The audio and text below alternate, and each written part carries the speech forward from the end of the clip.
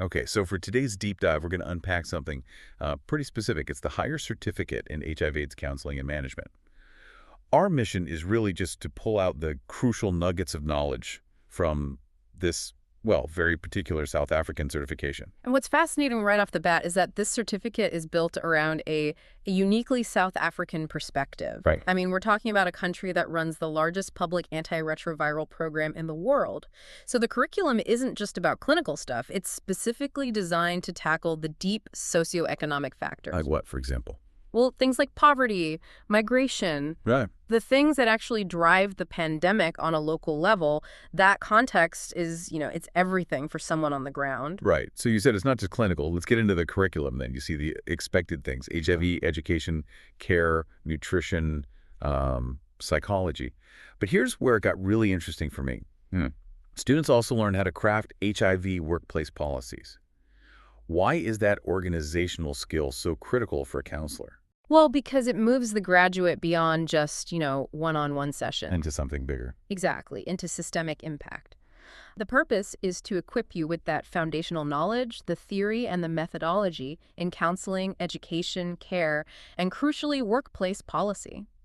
It's a specialist program, really, designed for proper entry-level occupational depth. You learn to manage an intervention, not just deliver care. And that depth, I assume, leads to some pretty exciting career paths. It does. You're looking at roles like outreach counselor or assistant school counselor, or maybe community management like a support group facilitator or nutritional advisor. And you could even go the admin route as a program support officer. And it's also vital for continuous professional development. If you're already, say, a primary healthcare provider or an HR practitioner, Ah, so it's an add-on specialty. it's a way to specialize instantly. The main outcome we should really focus on here is the blend of cultural sensitivity and management.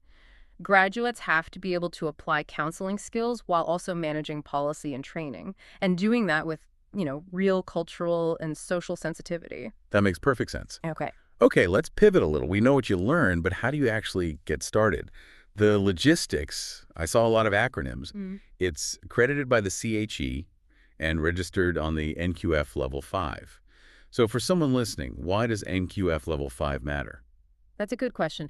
NQF Level 5, it basically tells you this is a higher certificate with solid, practical, job-ready skills. It's not a hobby course. Okay. The CHE accreditation ensures the quality. And the 140 credits, that breaks down to a minimum of 2 semesters. So 1 academic year of focused study, though you have up to 3 years to complete it if you need to. And we connect this to the bigger picture, to someone's career.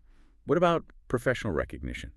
The recognition is strong. It's recognized by the South African Association at Level 3. And what does that translate to?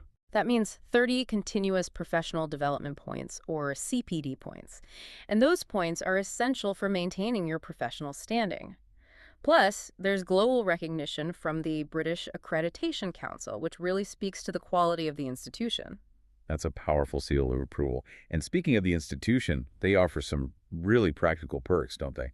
I saw there's no complex point system for entry, which is a huge relief. A big one. And every single textbook is included in the fees. That's a massive saving. Plus, the tuition is fully online, so you really control the time, place, and pace of your study. That flexibility is key, especially for anyone trying to balance work and study. And the sources pointed out a big financial incentive, too. The institution actually subsidizes 1/3 of the total fees. That's a pretty strong signal of how important they think this qualification is. So if we pull all of this together, what does the certificate really represent? I'd say it provides a foundational pathway for high-impact roles in a field that's globally critical, but also, intensely local and specific. It's education that turns knowledge into strategic managerial action. Right. So considering that unique focus we talked about, the organizational policy and those deep socioeconomic needs, here's a final thought for you to chew on. How might the specific skills you get here, managing sensitive staff issues, training, dealing with vulnerability, how might those translate directly to non-medical fields? Maybe something like addressing housing vulnerability or food security, but within a large corporate organization, something to think about.